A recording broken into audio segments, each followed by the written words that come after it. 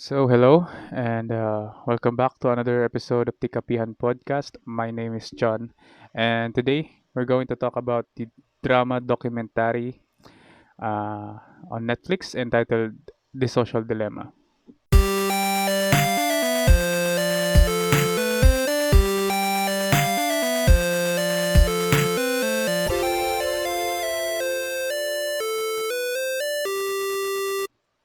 So, way back, uh, way back, parang tagal niya na, no? Pero back in January 26, 2020, The Social Dilemma, the drama documentary, was released on Netflix. It was directed by Jeff Orlowski.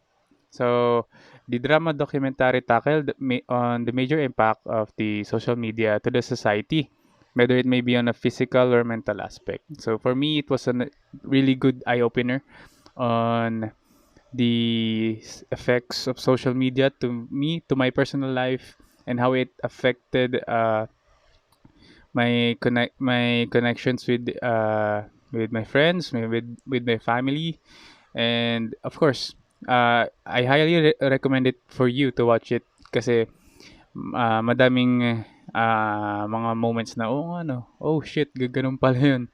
Parang fuck, nagagawa ko pala yung mga ganitong bagay. So, we're going to focus on some of the topics that was tackled on the documentary. So the first one is that they explained how these companies manipulate you to allot most of your time scrolling down on your feed.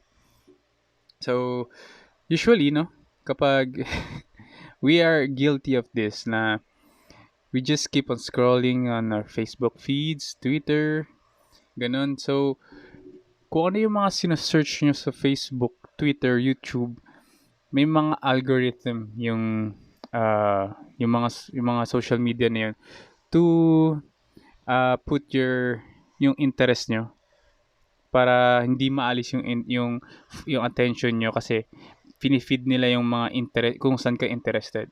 So for me, for I noticed it, no, kasi the more I scroll sa feed ko, the more I see the same types of video appearing every time. Whether kasi it's for me now, for me. Anyway, there are two things that I love seeing sa social media. Uh, Actually three things pala. So first is my girlfriend, second is wrestling, and the third is about stocks. So for videos, it's mostly wrestling. For ads, it's more on stock trading. So, kung ano yung mga sinesearch mo recently or kung ilang days pa, they formulate it using some are algorithms, then yun yung binibigay sa yung mga videos ulit. So, pansinin niyo yung mga ads na lumalabas dun sa feeds nyo, yung mga videos na lumalabas habang kaya may naman yung video, then the next recommended video, yun pa rin yung same type of video na magpo-pop up sa susunod. So that's how they make you dig deeper into the rabbit hole. So that's how they get your attention na hindi umalis sa sa app na yon. So imagine na, just think of this.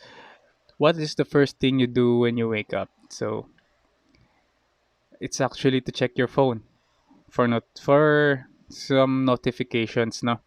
So am I guilty of this? Yes. Ikaw? Maybe. Pero for me, yun yung una kong ginagawa is to check the notifications. Then, of course, every time I poop, so while I'm pooping, so I scroll down to my feed and until I realize na I spent 30 minutes na pala sitting kahit tapos na akong tumae. So imagine yung parang siguro ilang minutes na ako tumae, then yung susunod na minutes just scrolling down. So yung nakakain na oras, no, ng pag-scroll mo can be converted into something useful naman. Just think of it. Yung 20 minutes na yun na nakaupo ka sa pag-scroll, you could have done something uh, better or something useful sa life mo. So, for example, merong isang scene dun sa documentary na na actually it's not yung time din na useful time na dapat useful things na nagawa mo dapat, no. It's also din the connection within your family.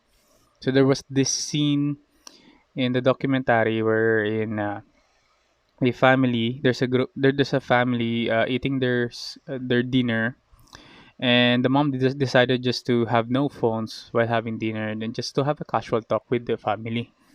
So however, no, so yung the mother, they she put all the phones inside a ano ba 'to, parang lock and lock ata 'yun na may talagang basta nilagay niya sa isang container kung saan hindi nila kayang hindi mabubuksan 'yun unless after 1 hour. So naka-timed yung lock na 'yun to open after 1 hour.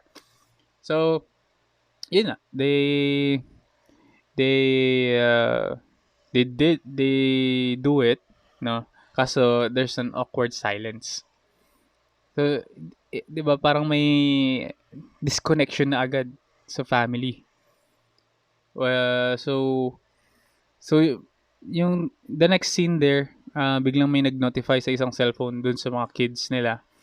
Then 'di nakapagpigil yung bunso and she just smashed it by a hammer, using a hammer.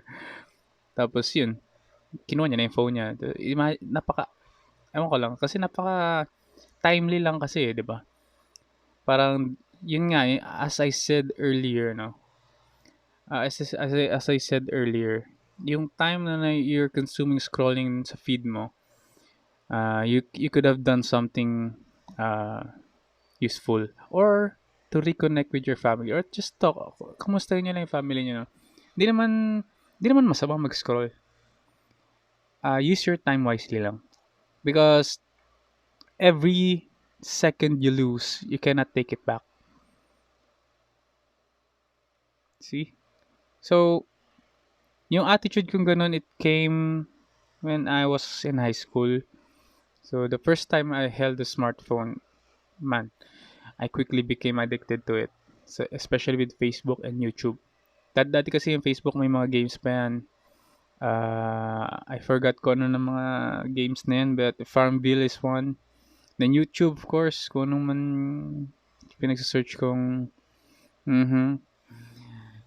And every time we eat, I use my phone. Nagagalit yung parents ko. Until there's a time kung saan I realize na I na parang I should have, you know, parang para ba to? Parang na-realize ko na may time na dumating yung time na parang I said to myself na fuck, this is not helping me at all. Parang shit, dapat iba yung ginagawa ko. Parang dapat I should have used it to connect with my family kasi one time uh, we were eating lunch somewhere sa SM siguro yun after we had after we attended a mass, and everyone is on their phone except for my father, who at that time does not have any smartphone. So nobody was talking to each other, nobody was connecting. And doon ko lang na-realize na what if nandun ako sa position ng dad ko? No one's talking to me, but I want to talk with my family, but no one's talking to me. No one wants to talk to me. So, yun, nag-inflict sa akin. Dun ko na-realize na I should allot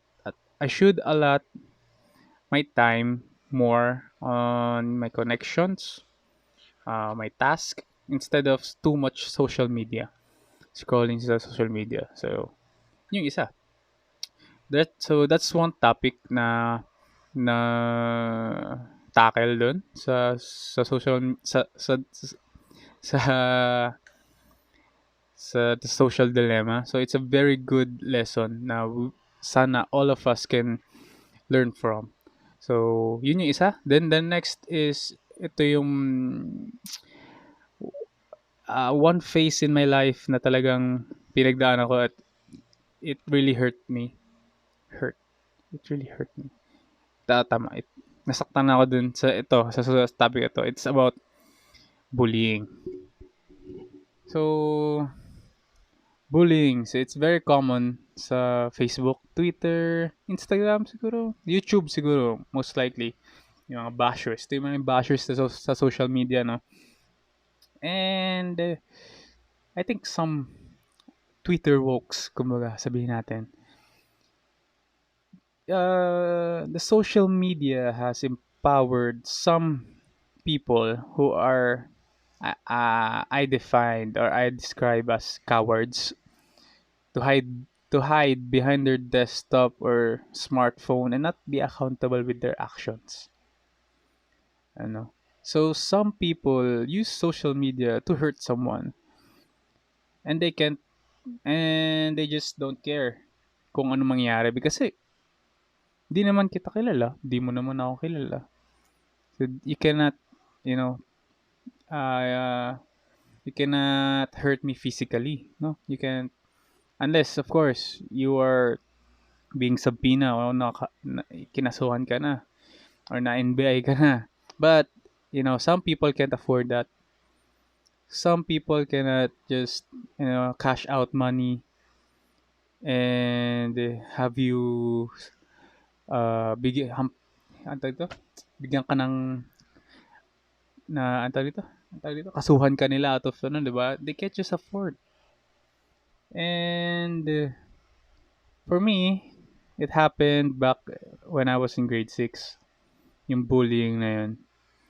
So, that time, hindi pa naman, actually, pa-start pa lang yung social media noon. So, pero hindi pa ginagamit nung time na yun. Hindi pa kasi sikat nun eh. And smartphones are just, mauso pa na yung mga Nokia, BlackBerry, Nokia, ano ba ba Nokia? Nokia N series, ganun. So, back when I was in grade 6, I was a fat kid. Na all I just wanted is to have a friend na talagang I can hang out with. Kaso my friends back then was in a different section and I was casted out to uh, some section na puro bullies.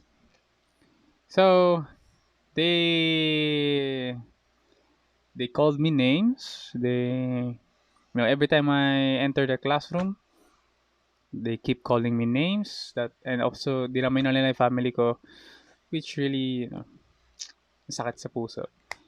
A 12 years old kid that a 12-year-old kid cannot handle yung mga ganong bagay na. So ako tiniis ko na lang 'yun. Ginawa ko tiniis ko na lang 'yun. And just realized after I entered high school na I'm much better than those people. So imagine yung mga nang bubully sa akin 24/7 ilang days yung school year na yun. They were just only 6 or 10 people who were doing that to me. So imagine yung social media. Mm, there are millions of users on a different platform that can ruin your self-esteem, your morale. And the sad thing dito, the saddest thing here in this case that all of those people hindi mo kilala. They are bullying you for your picture, laki ng tenga mo, ganun, or something that's hurtful. Imagine millions of people, or thousands, hundreds, or di ko alam kung ilan, pero a huge number of people eh, just degrading you, 'di ba? It's the saddest part is you don't know them. Now, who the fuck is these people? Is, 'di ba? So, one example that I can share to you guys is that I one night we watched this documentary. So I watched it with my girlfriend. So it is entitled "Don't Fuck with Cats." So basically, the documentary revolved around a group of Facebook friends who hunted down a guy who kills kittens in his videos. No, then one thing that happened there was that lumaki yung group nila, and obviously everyone is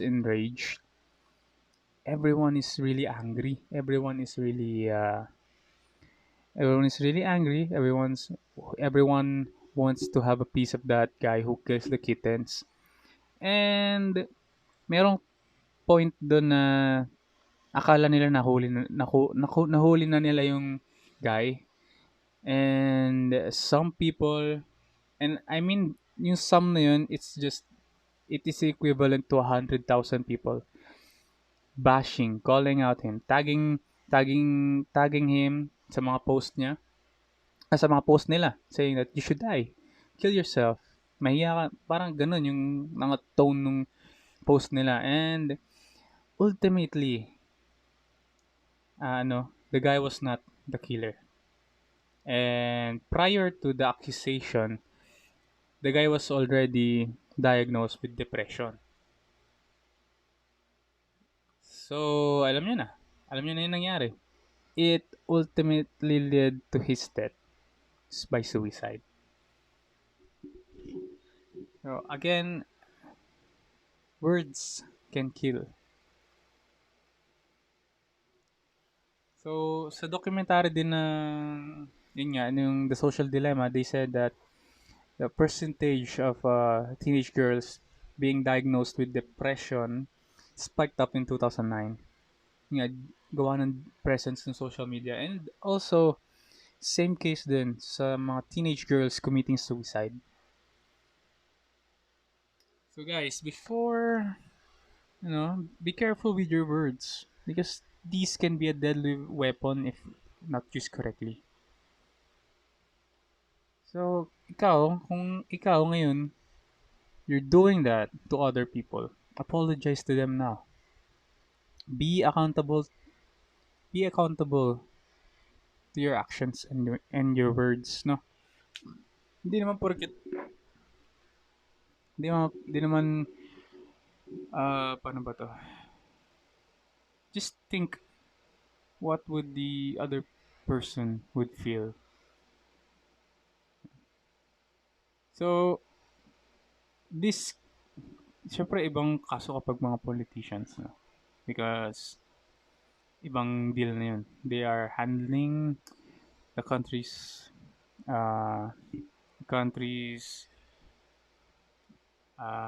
economy. They are handling the country's economy, no, protection. And so if you betrayed public trust, it's game over for you, no? Pero iba yun. That's politicians. Ibang case kapag a normal person, no? The politicians can just, uh, sabihan nila yung NBI because they have money. But yung ibang tao na binubuli, they don't have that kind of money na, bakit mo ako sinabihan na ganyan? No, 'di ba? Tapos kasuhan kita, ganun. Some people can. So, be mindful with your words. So, ito yung one of the essential topics that was tackled there. The bullying and the words coming out of your mouth. So, think before you click, guys. And the next topic, and I think ito na yung, actually, pinagsama na tong topic na to eh. Uh, I think everyone in the Philippines can relate because talamak na talamak to sa social media. It is the dissemination of fake news. So, napaka-prone ng country natin sa fake news, no? Because of some uh, politicians or public, some public, uh, ewan ko, basta. Sabi nga nila, sabi dun sa documentary na, news gets, it spreads faster sa Twitter actually. Ewan ko lang kung Twitter sinabi. Basta, the news spreads faster sa social media compared sa television. So I remember the siege of Marawi. So it happened back 2016, 2017. I don't know the year, but I knew it first sa Twitter because walang nagbabalita that time sa TV about what's happening in Marawi. So a lot of people, ang dami tweet help us ganun. So the social media is not the sorry, the news outlet is not spreading, parang walang nagbabalita. So the only thing na the only thing na yung the medium kung saan nababasa ko yung news is the Twitter. So, however, as much as it can help spread awareness to other people, so it can be an outlet for false information. So, without proper research and back checking or fact checking, you can easily be fooled by the people behind it. So, it is very powerful because it can ruin lives. So, huwag na tayo lumayo, ano? So, a perfect example is yung case ni Miss Tessera. So, who was allegedly raped by his 11 men na kaibigan. And the people on Twitter quickly spread the faces of these men without knowing what really happened. So here's the thing, no? What you felt at that moment was valid because rape is an inhumane act and it should never be tolerated. However, no, the quick allegations towards those people, the quick judgment by thousands of people to the accused can never be undone. Wala na eh, 'di ba? May nakita na ng mga tao kasi discredit. So some people actually apologize, which is very good, ano. But again, your feelings are valid. What you felt was valid, but your judgment, no. So never ever jump into conclusions, no. Do your own research and then act. So another example is of course, kay mismo Kauson. So ang daming, ay, tumasyon pa naman siya. Anyway, no, ang daming fake news. She's the root of all fake news. Ang dami niyang ginagamit na pictures na hindi naman talaga yun yung case, no? So imagine this, no, if yung information can spread faster sa social media, it can be altered too. So how sure are you with only nag-refer ka lang sa isang site? How sure are you that that's true? Dalawang newspaper, hindi magtugma minsan eh. Paano pa yung isa? So, just, you know, before, before you judge, before you click, just think and do your part, no? Wag muna tayong mag-spread ng news kapag di tayo sure na totoo na. So, just like the movies, everything has a plot twist. Diba? So, guys, no, before you share or before you share some articles, before you believe in some things, do your research. Okay, I think yung mga yun, yung time allotment, the bullying, the dissemination of fake news. So within the sa fake news, then there's politics behind it. As mentioned sa documentary, I don't know what country it is, pero nakalimutan ko kung anong country yun. But yung president dun sa country na yun, he used it, he used Facebook to disseminate hate towards Muslims. So yung mga reaction ng tao towards the Muslims, medyo hindi maganda. They were really angry sa mga Muslims na yun. It can social media can be used as I mentioned earlier, social media can be used as a weapon to ruin lives, to kill someone. We may never know. Social media can do a lot of things to you that you may not realize yet. So for me, ako na-realize ko na yung iba dun. I don't know kung ano pa yung iba. Pero these topics na sinabi ko sa inyo personally ay na-experience ko na itong mga to. So guys, so yun lang yung for me the major topics na na-discussed. Ewan ko lang kung baka may nakalimutan pa ako, but you can guys just fill me up sa comment section. So to wrap up this podcast, so I thank you guys for listening, and I hope I spread some awareness to you through this podcast. So again, using social media is not a bad thing at all. No? As long as you use it wisely. Spread love and joy, not hate. Be accountable with your actions, and most importantly, think before you click. So that's it for today, and remember to dream big and believe.